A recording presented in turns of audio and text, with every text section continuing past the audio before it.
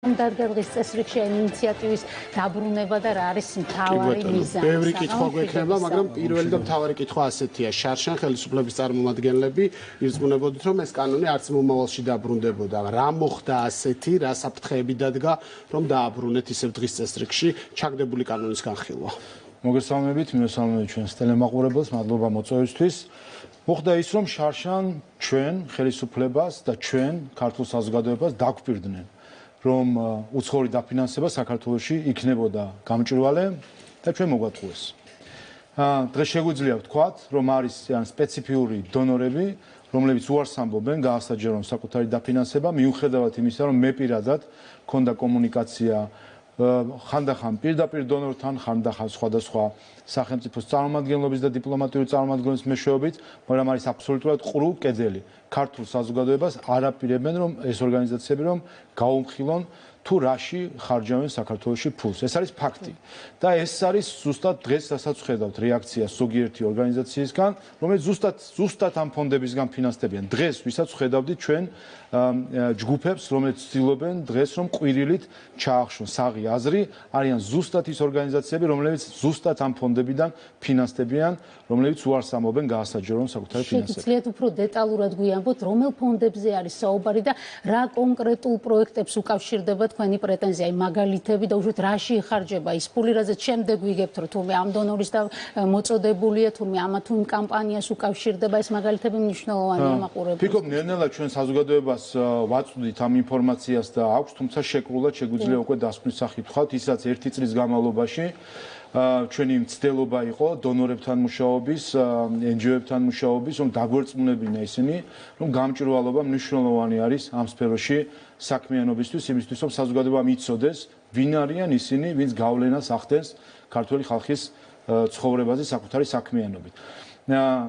აქ არის ორი მომენტი. ერთი არის თავად, ასე ვთქვათ, ღონისძიებები ან პროექტები, რომელიც აშკარად არის შინაარსობრივად შეიძლება ითქვას, რომ არის რადიკალიზმის წახალისება, მაგალითად, სირცხვილიას კამპანია, რომელიც მოლოტოვის კოქტეილის ასე ვთქვათ, რომანტიზებას ეხებოდა. პლაკატი, რომელზეც დატანილი იყო მოლოტოვის კოქტეილი, წარწერით მე ვესროლე. ანუ იდეა, რომ მე რომ ყოფილიყავი მარჩი იქ, მეც ავიღებდი ამ ბენზინს, გადავასხავდი პოლიციას და წაუკიდებდი ცეცხლს. ვისი დაფინანსებით იყო? ეს სირცხვილია, რომელიც ფინანსდება ევროპის დემოკრატიის ფონდის მხრიდან, ამერიკის დემოკრატიის ფონდის მხრიდან, სხვადასხვა ფონდებიდან, თქვენ ასახელებთ ორ ძირითად ფონდს, ნეტს და იდის. ანუ და აქ საინტერესოა, თუ კი თქვენ ამბობთ, რომ ამ ფონდებიდან ფინანსდებიან და თუ კი თქვენ ეს ინფორმაცია გაქვთ, მაშინ NGO-ები კითხულობენ, სად არის გაუმჭვირვალობა? აქ ისინი ამბობენ, რომ ეს ინფორმაცია ფინანსთა სამინისტროსთვის პირდაპირ ხელმისაწვდომია, ხელისუფლება ვიცის ყველა ვინ ვისგან ფინანსდება. უპირველეს ყოვლისა არის ინფორმაცია, რომელსაც შემთხვევით ვიგებთ, მაგალითად დროას დაფინანსება, რომელიც წამოწდა ელენე ხოშტარიას და შემდეგ გავიგეთ, რომ თურმე ევროპის დემოკრატიის ფონდი პარტიებს აფინანსებს და შემდეგ ასე გაირკვა და მაინც პატარა ქვეყანა ვართ და ვიცით, ესე იგი მეტნაკლებად სად რა ხდება ხოლმე, ასეთი წამოწდენით შემთხვევით გავიგეთ. ეს ერთი. მეორე, ყველაზე დიდი ტყუილი და манипуляცია. თითქოს ყველაფერი გამჭვირვალეა და ფინანსთა სამინისტროს მოიშველებენ, რომ გადასახადებს ვიხდითო.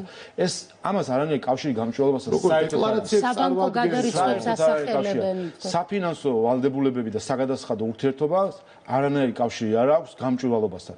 ისევე როგორც საბანკო გადარიცხვებს არ აქვს კავშირი გამჭვირვალობასთან.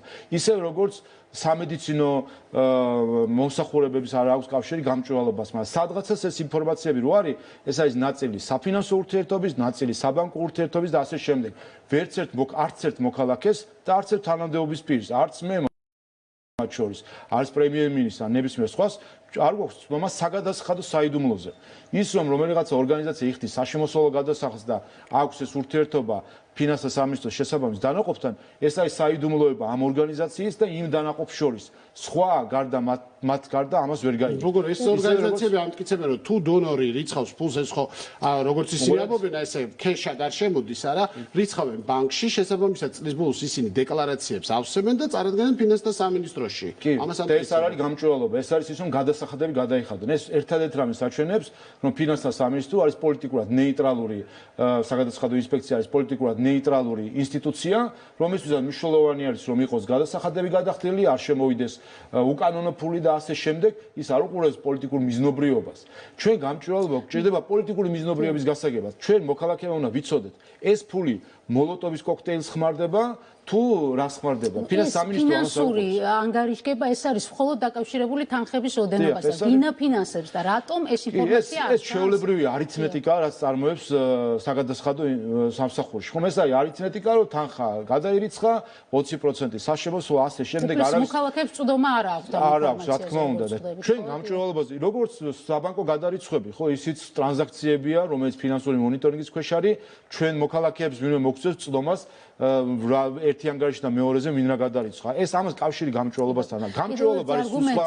ამბობენ რომ დონორები ამას აკონტროლებენ ამ თანხებს და ისინი ზუსტად ასე ვთქვათ აქცევენ ყურადღებას რაში ეხარჯება. ნუ გამოდის რომ ანგარიშვალდებულება არის თავად დაფინანსებელსა და დაფინანსებელს შორის. დონორი რა თქმა უნდა აკონტროლებს, მაგრამ საქმე ეხება ქართულ ხალხს. ეს ფული ამ დონორის ფული იხარჯება საქართველოში და ეს დონორი გვიმტკიცებს რომ ამას ხარჯავს თქვენი და ჩემი საკეთილდღეოდ, ჩვენი საქმისთვის.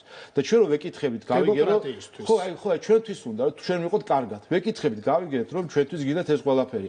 აი კონკრეტულად როგორ აკეთებთ ამ ყველაფერს? ამას აღარ გვეუბნებიან. მოდი, პირდაპირ ვთქვათ, როდესაც ჩვენ ვეკითხებოდით, ვის ეკითხებოდით, ვისთან გქონდათ შეხვედრები, რა პასუხი მიიღეთ? მოგეთ, მე ვახსენე, მოგეთ, ერთი ნაწილი რაც თქვი, რომ ასე ვთქვათ, დაფინანსების საკითხი და მეორე არის, როდესაც ხდება ესეც რომ ვახსენოს, არის კანონის გვერდის ავლა, როდესაც პარტიები ფინანსდებიან და ამას ვიგებდით შემდეგ შემთხვევით და აღმოვაჩინეთ მთელი სქემები ვნახეთ რომ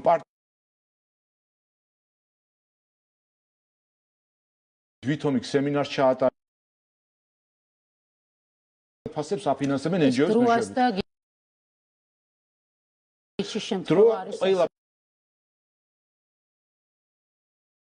ეს არის კიდე გვერდის საკითხი. კი ბატონო.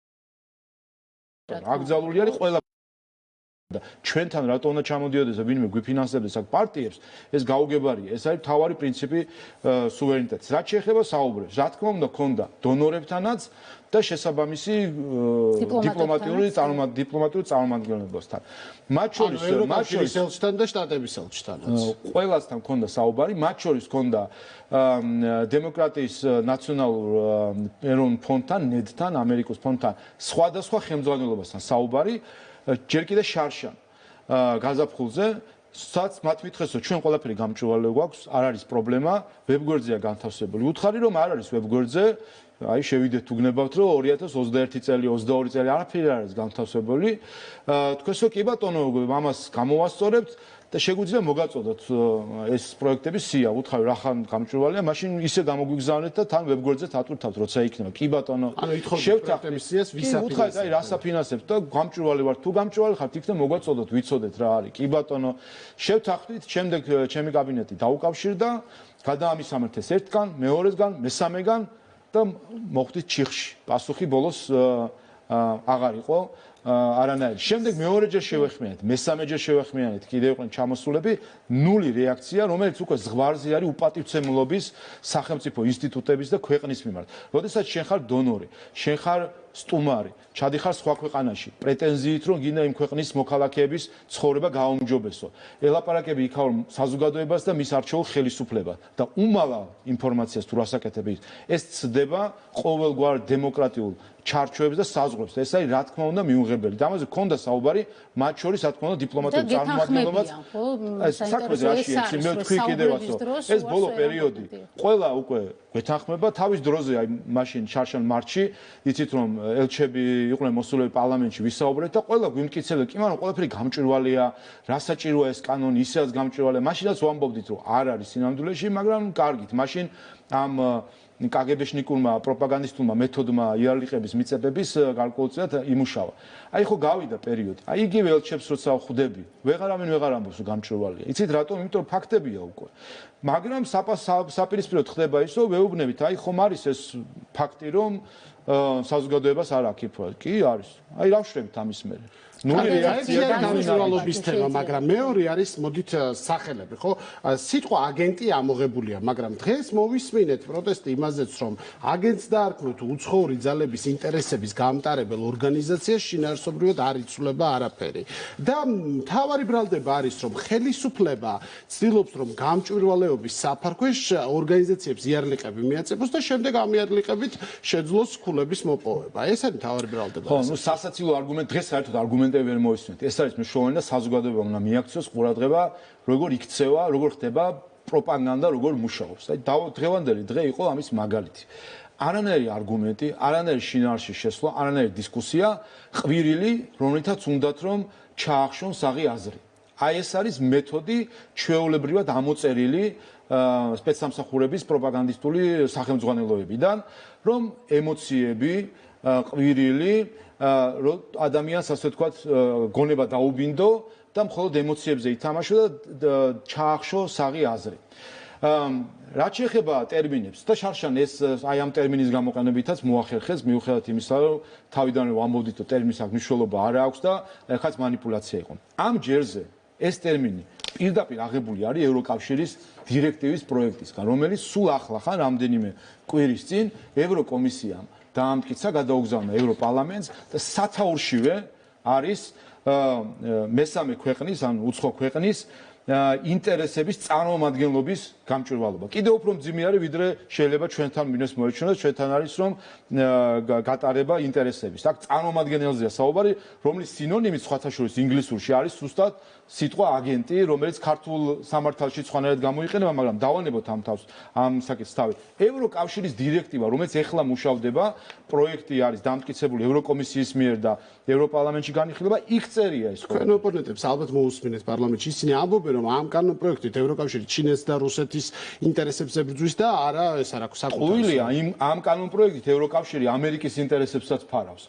ამ დირექტივით იფარება ყველა გარდა თავად ქვეყნის ევროკავშირისა. ნუ ევროკავშირი ვინაიდან იგულისხმება ერთი სივრცე, მესამე მხარე არის ყველა სხვა დანარჩენი. ამერიკაც საქართველოს მათ შორის ჩვენ სახელმწიფომ ეხლა ევროკავშირში აი ამ კანონის მიღების შემდეგ რომ დახარჯოს ფული საქართველოს ინტერესების გატარებაში ან თუნდაც არ ვიცი მე გარემოს დაცვის საკითხებში მოგვეთხოვება ისეთივე გამჭვირვალობა როგორც სხვა იმებს. ამიტომ ეს სხვა ორგანიზაციებს, ამიტომ ეს პრინციპი ერთი არის. ჩვენი დამოკიდებულება ეს არის სახელმწიფო და არის ყველა სხვა დანარჩენი. მტერიც, მოყვარეც, სტრატეგიული პარტნიორიც არის სხვა. არის სახელმწიფო და არის სხვა და ესეც ეხება სხვებს და ეხება ამერიკასაც, ეხება საქართველოსაც, რუსეთსაც, ჩინეთსაც და დიდ ბრიტანეთსაც, რომელიც აღარ არის წევრი ევროკავშირის. ამიტომ ტერმინიც ევროკავშირის არის და სულისკვეთებაც ევროკავშირის. უარგუმენტო ისტერიკამ შარშან იმუშავა, ხო? ეს ყველამ ნახა. დღეს თქვენ თქვით, რომ ის რაც გაგივიდათ შარშან, წელს აღარ გაგივათ. ასე მიმართეთ ოპონენტებს. რატომ, რა შეიცვალა და რა რეაგირებას ელოდებით? იმიტომ საზოგადოებამ გაიგო, რომ შარშან მოატყუეს როგორც ქართველმა აქტორებმა, ისე უცხოელმა აქტორებმა. შარშან ის ტერმინოლოგია და ბრენდინგი, რომელიც იქნა გამოყენებული, მათ შორის უცხოელი აქტორების მონაწილეობით იქნა შექმნილი და გაძლიერებული და გვახსოვს ხომ ხა დასახელებების გარეშე ვინ იყო ამ ყველაფერში ჩართული. და გავიდა ერთი წელი და ვნახეთ, რომ ყველამ წარედ მოგვატყუეს იმაში, რომ ყველაფერი თითქოს იყო გამჭვირვალე და თუ სადმე პრობლემა არის, გახდებოდა გამჭვირვალე. ვართ ზუსტად იქ, სადაც ვიყავით ერთი წლის წინ, არაფერი გამჭვირვალობის სახით არ დამატებია არასამთავრობო სექტორს და პირიქით. ფაქტი ფაქტზე მოდის, რომ არის პოლიტიკური პარტიების არაპირდაპირი დაფინანსება, პირდაპირი დაფინანსება, არის რადიკალური ჯგუფების დაფინანსება, მათ შორის აი გუშინ რომ გახდა ერთი ფაქტი ცნობილი, რომ ტელეკომპანიამ თავარი თურმე იღებს თუ მიიღებს გრანტს. არა მიზნობრივს როგორც ამბობენ. რაც არ უნდა მიზნობრიობა იყოს, აი მიზნობრიობას თავი დავანებოთ მათ შორის გუშინ ნუ ეხლა რავი ჩვენ ეს აღიარებები რა თქვიდა, მაგრამ მათთვის ვისაც უნდა რომ სირაქლემასავით ქვიშაში ჩაყოს თავი, გუშინ ნიკა გვარამიამ თავად ხო თქვა, რომ ტელევიზია მთავარი არის სატელევიზიო პარტია, ტელეპარტია არის. და ხომ ვიცით ყველამ, რომ ეს არის ჩვეულებრივი პროპაგანდისტული ინსტრუმენტი ნაციონალური მოძრაობის. და როდესაც აფინანსებს ამას უცხოური ორგანიზაცია, რომელიღაც არც კი ვიცით ხო ვინ არის, ესეც ჩვენი ვითომ გამჭვირვალობის საკითხი, კაცშულმა არ იცის რომელია, მაგრამ თვითონ ამბობენ რომ რაღაც გრანტი მოდის. აი ვინც აფინანსებს, ის ხო სინამდვილეში ნაციონალურ მოძრაობას აფინანსებს. და ეს ხომ არის სინამდვილეში ჩარევა საარჩევნო პროცესში. ეს ხომ არის სინამდვილეში გავლენა ქართულ ამომრჩეველზე გადაწყვეტილების მიღების დროს და ეს ხომ არის სინამდვილეში დარღვევა საქართველოს კანონმდებლობის და ეს ხომ არის სინამდვილეში ქართული ხალხის ინტერესის წინააღმდეგ კიდევ ერთი მოქმედება. საკითხია საინტერესო, როდესაც თქვენ ელაპარაკებით ფონდების ხელმძღვანელებს, თქვენი დაკვირვებით მათ აქვთ სრული ინფორმაცია ქვედა დონეზე რაზე იხარჯება ეს თანხა თუ იქ რაღაც სხვადასხვა რგოლში ხდება და დაზუსტება და ევროპის დემოკრატიის ფონდი არის განსაკუთრებული შემთხვევა. ეს არის ორგანიზაცია, რომელიც შექმნილი არის ევროკავშირის მიერ, რომელიც ფინანსდება ევროკავშირის მიერ და ევროკავშირის წევრი ქვეყნების მიერ და რომლის პროექტების შეგიძლიათ შეხვიდეთ ვებგვერდზე ნული ინფორმაცია რა პროექტებს აფინანსებენ ამა თუ იმ ქვეყანაში. შექმნილია სპეციალურად აღმოსავლეთ ევროპის ქვეყნებისთვის. ამ ორგანიზაციის ბორდში და ხელმძღვანელობაში არიან ევროპარლამენტის წევრები, მათ შორის ჩვენი საზოგადოებისთვის ცნობილი მიხეილ სააკაშვილის მეგობრობით, აი ეს ხალხი არის იქ და მე მქონდა საუბარი მათ შორის ევროკავშირის წარმომადგენლებთან, რომელიც ამ საკითხში ჩახედული არიან და როდესაც მე წუხილები გაუზიარე, შემდეგ შეხვედრაზე მან მითხრა, რომ ის დაინტერესდა ამ საკითხით, ნახა პროექტების სია, ასე ვთქვათ, და სთხოვა და ნახა მოკლედ რა პროექტები ფინანსდებოდა და ისმე დამეთანხმა, რომ ნამდვილად ჩანს, რომ არის პოლიტიკური ხასიათის პროექტები დაფინანსებული. უთხარი, რომ გასაგებია და იქნებ მეცმაჩვენო ეს სია. ვერაო. უთხრა ევროკავშირის წარმომადგენელმა ერთ-ერთმა საქართველოს პარლამენტის თავმჯდომარეს, რომელიც წარმოადგენს საქართველოს ხალხს. აი ესე ვერას გვეუბნებიან და არას გვეუბნებიან ამ გამჟღავნებას. თქვენ გასაგებია რომ ეხლა ყვებით კულუარულ დეტალებს, როგორ ესაუბრებოდით კონკრეტულ წარმომადგენლებს, მაგრამ როდესაც ამ კანონს და პრინციპში ინიცირება უკვე მოხდა პარლამენტში, როდესაც ამ კანონ პროექტის განხილვა დაიწყება. თქვენ დარწმუნებული ხართ, რომ ეს ადამიანები, მათ შორის საელჩოს წარმომადგენლები გამოვლენ და თანხმობას განაცხადებენ, ან მოიწონებენ ამ ინიციატივას? იმიტომ რომ ჩვენ სულ გვესმის რუსული კანონი და მათ შორის საელჩოს წარმომადგენლების მხრიდანაც, მათ შორის განცხადებები რაც გაკეთდა სახელმწიფო დეპარტამენტის პრესპიკერმა გააკეთა, რომ ხელისუფლებას ალბათ ახსოვს, რომ 10,000-ობით ადამიანი გამოვიდა ქუჩაში, რომელთაც გააპროტესტეს ეს ყველაფერი. არ ვიცი მე ვინ რა სიტყვის, მაგრამ ჩვენ ვარ ძალიან მყარად მათ შორის ჩვენ პარტნიორებთან ურთიერთობის საკითხი. ჩვენ ერთი წელი მე პირადად, ისე როგორც ჩემი კოლეგები თბილისშიც და სხვა ქვეყნებშიც ამაში ვარწმუნებდით ჩვენს პარტნიორებს, დონორებს და NGO-ებსაც. მათ შორის ღია შეხვედრებზეც ამაზე მე ყოველ ჯერზე ნებისმიერი არასამთავრობო ორგანიზაცია მას დაადასტურებს, გაფართოებული შეხვედრები, კონფერენციები რაც ქონდა, ყველგან ვაყენებდი ამ საკითხს, ყველგან.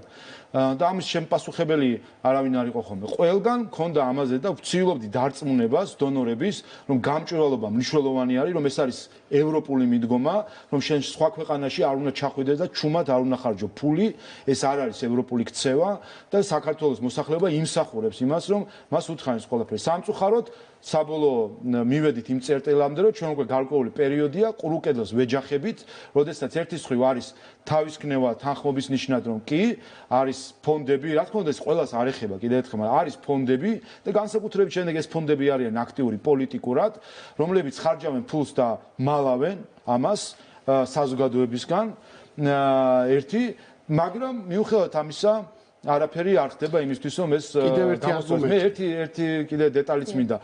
მათ შორის არასამთავრობო ორგანიზაციებთან შეხვედრების დროს თუცა მქონია ამაზე საუბარი, იყო მათ შორის ერთი სიტუაცია, როდესაც აი ეხლა დღესაც ვისე ყველაფერი გამჭვირვალეა, ეს манипуляცია აბსოლუტურად ფინანსთა სამინისტროს საბანკო გადაი, რომელსაც არანაირი კავშირი გამჭვირვალობასთან არ აქვს. ორგანიზაციები აბსოლუტურად ჩვენ ვებგვერდებზე შედით და ნახეთო. ისინი თუ ფინანსთა სამინისტროს არ მიაწვდნენ ინფორმაციას, ეს გაუმჭვირვალობა კი არ იქნება. ეს იყო გადასახადების დამალვა. რაც ცალკე დანაშაული და ცალკე საკითხია. ჩვენ ვსაუბრობთ გამჭვირვალობაზე, რომელიც საზოგადოების მიმართ გაცხადებას ნიშნავს საკუთარი ფინანსებისა თუ საქმიანობისა. და ყოფილა შეხვედრები, როდესაც უთქვამს რომელიღაც NGO-ს წარმომადგენელს, რომ ყველაფერი გამჭვირვალეა და იქვე გამიხსნია ჩემი ტელეფონი, შევსულა ვებგვერდზე ამ ორგანიზაციის და მიჩვენებიან, რომ არაფერი არ უდევს საერთოდ ვებგვერდზე. ამიტომ ეს манипуляცია ჩვენ შარშან უკვე გავიარეთ. თავარი ხარ, რადგან საზოგადოება უნდა კონცენტრირდეს, არის ის, რომ არ დაუჯერონ ამ манипуляციებს და დააკვირდნენ იმას, როგორც ცდილობენ გარკვეული ჯგუფები, რომლებიც ზუსტად აი ამ ფარული ფონდებით ფინანსდებიან ხოლმე, ყვირილით გადაფარონ საღი აზრი. მაგრამ რუსული კანონი ეს ბრენდი ჩვენ ვისმენთ ერთი წელია და თავარი შიშები, რასაც ეს ადამიანები ამბობენ, ხო, რომ რუსეთშიც თავიდან დაიწყო ამ კანონის მიღება ისეთი სახით, რომელიც ახლა შეტანილია საქართველოს პარლამენტშიო და შემდეგ უკვე გამკაცრდა ისე, რომ ადამიანების დაპატიმრებამდე მივიდა საქმე. ადამიანები, რომლებიც ეწინააღმდეგებიან, მათი საჯარო ერთ-ერთი არგუმენტი ისიც არის, რომ ხელისუფლებას ექნება აუცილებლად ცდუნება, რომ მოგუდოს მედია, მოგუდოს NGO სექტორი და საბოლოო ჯამში ისინი გაუყენონ ციხის გზას. ეს არის ფარისეულობა და ყალბი არგუმენტი, ვინაიდან იგივე წარმატებით შეუძლია თქვან, რომ რომელიღაცა ქვეყანაში რაღაც დანაშაულზე სასჯელი შემოიღეს და შემდეგ დახვრეტა და ჩამოხრჩობა მიუსაჯეს და ასე შემდეგ. როგორ ადარებენ საერთოდ საქართველოს იმ გარემოს, რომელიც არის სხვა ქვეყანაში. ჩვენ ქვეყანას ჩახედონ ნებისმიერ კვლევას, სად ვართ ჩვენ დემოკრატიული და სამართლებრივი სახელმწიფოს განვითარების კუთხით და ჩვენ იგივე აქტორები რომ გვაბრალებდნენ პოლიტიკურ მოტივაციის გადაწყვეტილებებს რუსთავიორის საქმეზე და ბოლოს გვარამიას საქმეზე, ყველგან ხო წაიტეხეს ამათმა ცხვირი და აღმოჩნდა რომ აბრალებდნენ ტყუილს ქართულ მოსამართლეებს და საქართველოს და საქართველოს რომ აღმოჩნდა სტრასბურგის სასამართლოს თვალში სამართლებრივი სახელმწიფო, რომელიც ყველა სტანდარტს აკმაყოფილებს. ამიტომ ეს სინამდვილეში არის ყალბი არგუმენტი იმისთვის, რომ თავარი მიზეზი დაფარო. თავარი მიზეზი კი არის ის, რომ დღეს იმ სივრცეში აქტორებისა, რომელიც მონაწილეობას იღებენ გადაწყვეტილების მიღებაში, რომელიც გავლენას ახდენს მოქალაქის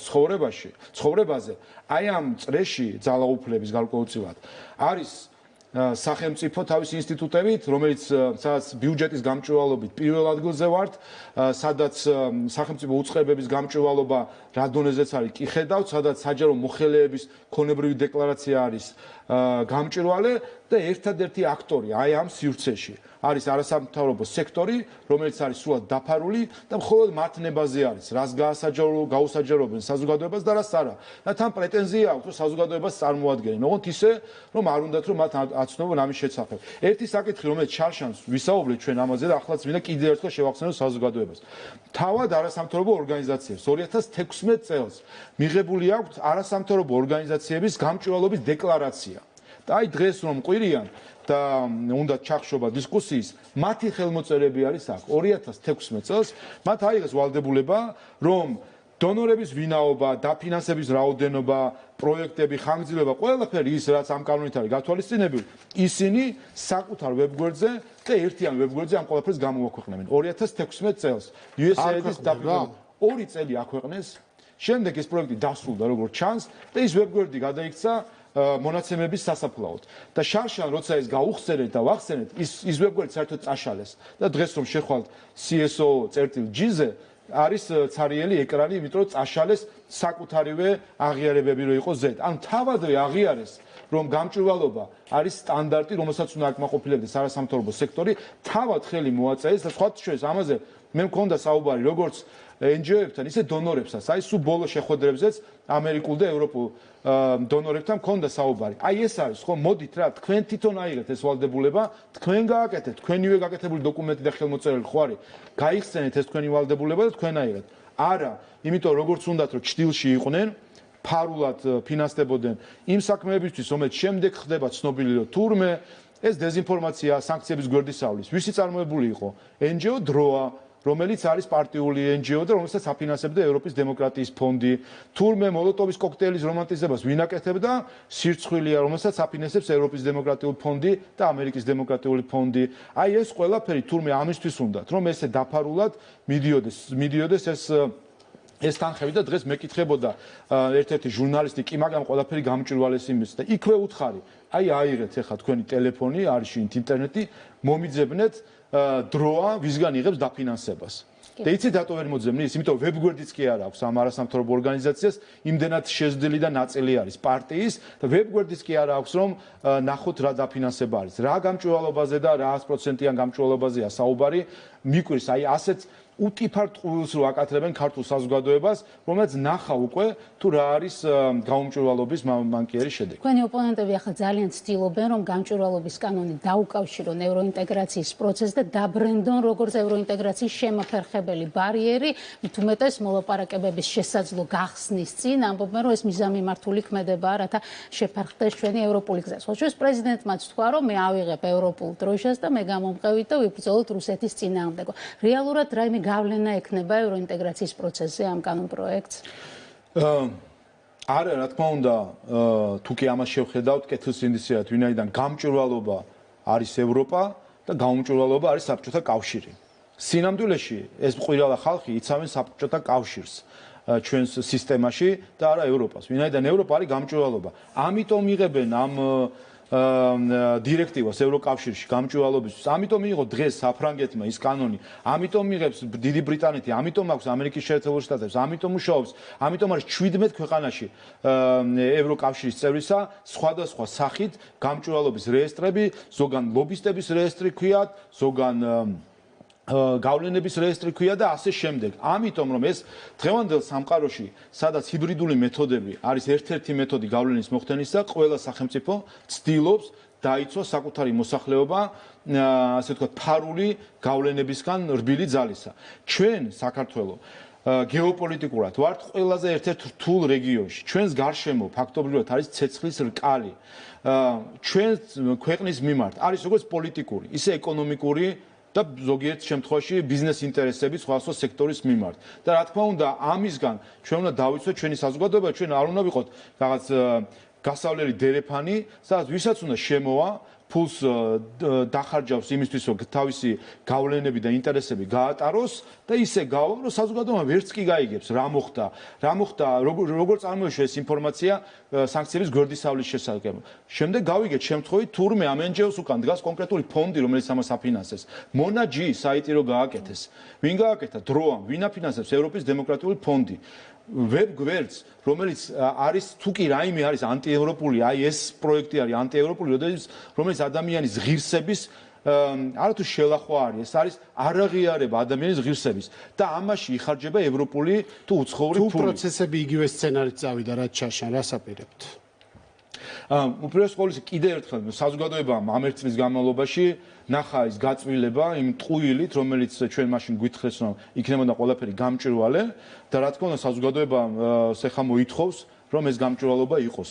აქ ყვირილით საღას ვეღარ გადაფარავს ვერავინ და მაშინაც საუბარი არ იყო იმაზე, რომ საზოგადოება ამას ეწინააღმდეგებოდა. მაშინ რასაც მიაღწიეს იყო, რომ გარკვეული ჯგუფი მოტივირება მოახდინეს იმისთვის, რომ ყოფილიყო მათ შორის აგრესიული გამოსვლები და ეს იყო მთავარი მიზეზი მაშინდელი მდგომარეობის და არა ის, რომ საზოგადოება მხარს არ უჭერდა. საზოგადოება როგორ წარმოგიდგენიათ საზოგადოება, რომელიც იტყვის, რომელსაც ეუბნები, რომ შენთვის ინფორმაცია, გინდა თუ არა, რომ შენთვის ინფორმაცია იყოს ხელმისაწვდომი და გამჭვირვალე და საზოგადოება ამდის არ მინდა დამიმალეთ. აი ეს როგორი საზოგადოება თუ არა საბჭოთა საზოგადოება. აქეთ არის ქაჩებიან აი ჯგუფები დღეს რო ყვიროდნენ, რომ საზოგადოება აქციონ საბჭოთა საზოგადოებად, რომელიც იტყვის, რომ არა დამიმალეთ, ნუ მეტყვი. არ მითხრათ, შემოდით, ახარჯეთ ფული, მოახდინეთ გავლენა ჩემზე და ნუ მეტყვით, ვინ არის ეს ყველაფერი, არ მაინტერესებს და როგორმე ამაცილეთ ეს ინფორმაცია. საბჭოთა დღეს სინამდვილეში არის არა ეს რუსეთი და ევროპა და ასე შემდეგ. დღეს არჩევანი არის. ჩვენ რა გვინდა?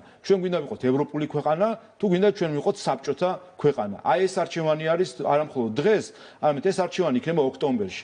აი დღევანდელი გამოცდილებიდან გამომდინარე, ქართველი ხალხი ამ არჩევანს გააკეთებს. ჩვენ რა გვინდა ვიყოთ ევროპული სტილის ქვეყანა და საქართველო, რომელიც იქნება გამჭვირვალობას და დემოკრატიაზე დაფუძნებული, თუ გვინდა ვიყოთ საბჭოთა სტილის საქართველო, სადაც გარკვეული ჯგუფების ექნებათ მონოპოლია აზრის, მონოპოლია გადაწყვეტილების და მონოპოლია სხვადასხვა ქმედებების. დიდი მადლობა პარლამენტის თავმჯდომარე შალვა პაპუაშვილი იყო ჩვენი სტუმარი გემშვიდობებით. მადლობა. განვაგრძობთ ეთერს, ახლა ბიძინა გიორგობიანი უნდა მომწიოთ სტუდიაში, მასთან ერთად ვისაუბროთ არგუმენტებზე, რომელიც ხელისუფლებასა და მის ოპონენტებს აქვს გამჭვირვალობის შესახებ კანონ პროექტთან დაკავშირებით. მოგესალმებით.